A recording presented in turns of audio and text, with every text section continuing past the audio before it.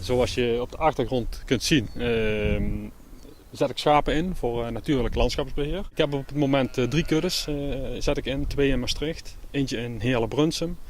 En de kuddes zijn zo'n 250 dieren groot. Op het moment werk ik voor gemeentes, waterschappen. Ik voer wat werkzaamheden uit voor Staatsbosbeheer.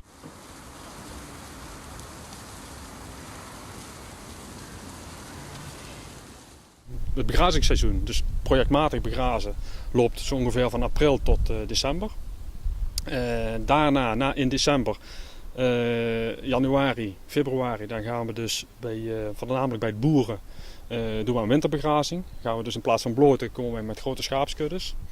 En de schapen komen eigenlijk alleen binnen om af te lammeren. Ja, de kleuren achter op de schapen geeft aan wanneer ze af moeten lammeren. En ze gaan dus ook op kleur naar binnen. En als ze klaar zijn en het weer laten toe, dan gaan ze met lammeren en al naar buiten. Wat schapen doen is natuurlijk, ze eten de grassen op. Ze zorgen voor een stukje verschraling op termijn. Dat duurt wel een hele tijd, maar uiteindelijk gaat dat wel gebeuren. En ze brengen zaden eigenlijk in de ronde. Ze brengen zaden van het ene terrein naar het andere terrein. Zo krijg je meer uitwisseling, meer diversiteit. En dat is natuurlijk een hele belangrijke als je de ecologische meerwaarde wilt bewerkstelligen. Mensen zijn toch een beetje vervreemd van de natuur. En je ziet hier dat ook kinderen het geweldig vinden als de schapen komen. Ook volwassenen moet ik zeggen.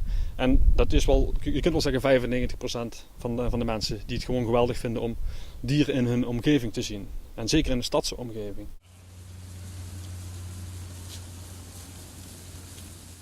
We zijn een nieuw initiatief gestart. Het heet Groen Plus, het is een coöperatie.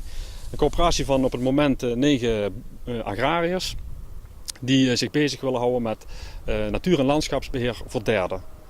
En we zitten dus over heel Limburg, van noord naar zuid.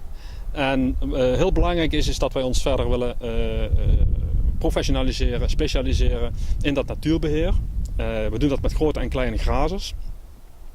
En behalve het specialiseren denken wij ook aan excursies, aan workshops, om die professionalisering echt gestalte te geven. Wat ook belangrijk is dat je via die coöperatie ook grotere projecten aan kunt pakken. We kunnen heel goed samenwerken, samen projecten aannemen en op die manier toch de natuurontwikkeling toch een bepaalde boost te geven.